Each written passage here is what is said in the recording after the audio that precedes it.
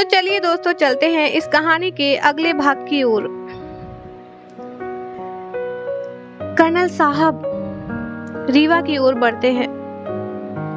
मेरी बच्ची,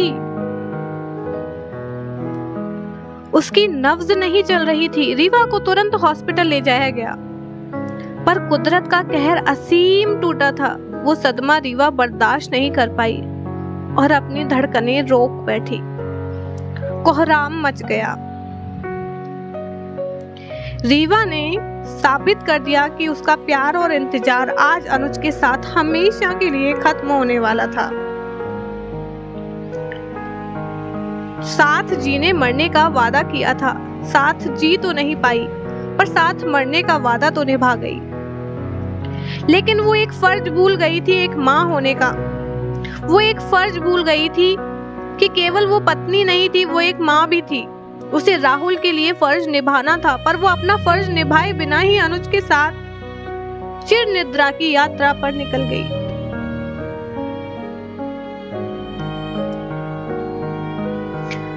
कर्नल साहब और सरोज कैसे अपने दिल पर धीरज धरते, ये कैसा भगवान ने कहर ढाया था। जब रीवा को घर लाया गया था तो घर का दृश्य शमशान से कम नहीं लग रहा था।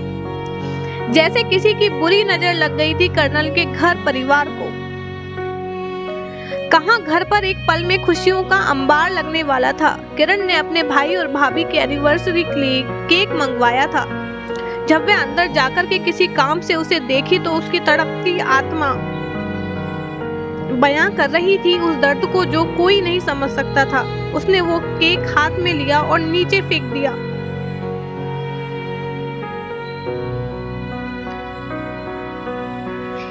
एक साथ विवाह के बंधन में आज के दिन ही दोनों इस घर में प्रवेश किए थे और आज के दिन ही दोनों की अंतिम विदाई इस घर से हो रही थी।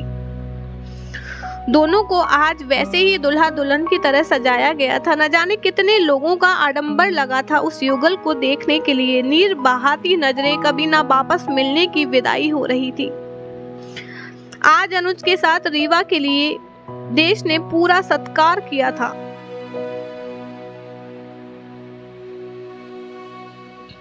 बिगुल बजाकर लेफ्टिनेंट और उसकी पत्नी को विदाई दी गई थी। राहुल ने अपने माता पिता को मुखाग्नि देकर नन्ही सी उम्र में अपना फर्ज पूरा किया था, जिसे अभी इसका मतलब भी नहीं पता था। उस मासूम की नजरें अपनी माँ को ढूंढ रही थी। कर्नल का घर असीम शांति में डूब गया था, पर दोनों जाते जाते एक उम्मीद की किरण राहुल को छोड़ गए थे। 20 साल बाद 20 साल बाद क्या हुआ? अरे वाह सरोज जी,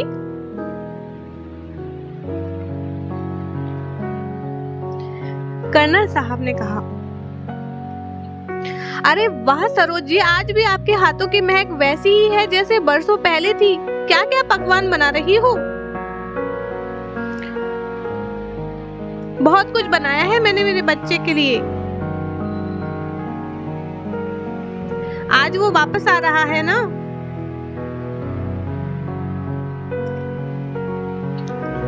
एक पल में वो पहले का दृश्य जीवित हो गया। पर बहुत हिम्मत होती है फौजियों के परिवार में। न जाने कौन कौन से कलेजे को निर्वाहन करते हैं वो। हाँ क्यों नहीं, आज राहुल आ रहा है मेरा पोता। आज तो उसके लिए सब कुछ बनाऊंगी। तभी दरवाजे की घंटी बजती है।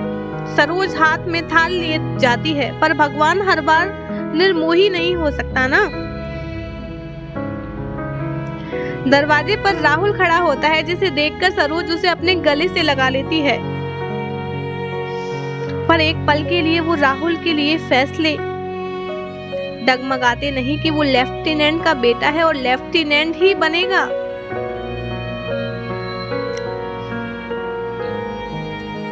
तो दोस्तों, ये थी कहानी एक फौजी की कि किस तरीके से उसने अपने देश के लिए फर्ज निभाते निभाते कुर्बानी दे दी और उसके प्यार की। मैं सलाम करती हूँ देश के सभी फौजियों को। और आज आपसे एक पर्सनल बात शेयर करती हूँ कि आज जब मैं ये कहानी लिख रही थी, उस वक्त मेरे आंखों में आंसू झरझर बह रहे थे। तो मैं समझ मैं समझ भी नहीं सकती कि उन लोगों पर क्या बीतती होगी जो लोग अपने देश के लिए अपने पति को खो देते हैं, अपने बेटे को खो देते हैं, अपने पिता की कुर्बानी दे देते हैं। उनका दिल कितना बड़ा होता होगा जो ये कुर्बानी देने के बाद भी अपने आने वाली पुश्तों को ये महसूस कराते हैं कि बेटा तुम्हारा जन्म जो है ना वो इस देश के लिए हुआ है। शायद उन लोगों के सामने हम कुछ भी नहीं, हम कहें तो उन लोगों के सामने हम बुज़दिल ही हैं। उन लोगों को मेरे दिल से, तहे दिल से सलाम।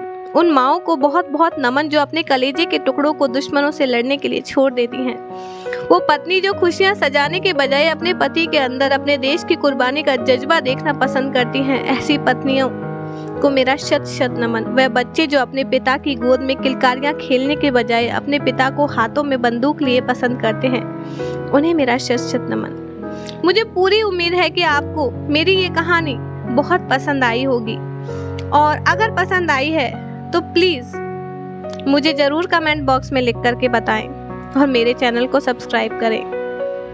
मिलते हैं अगली कहानी के साथ में। धन्यवाद।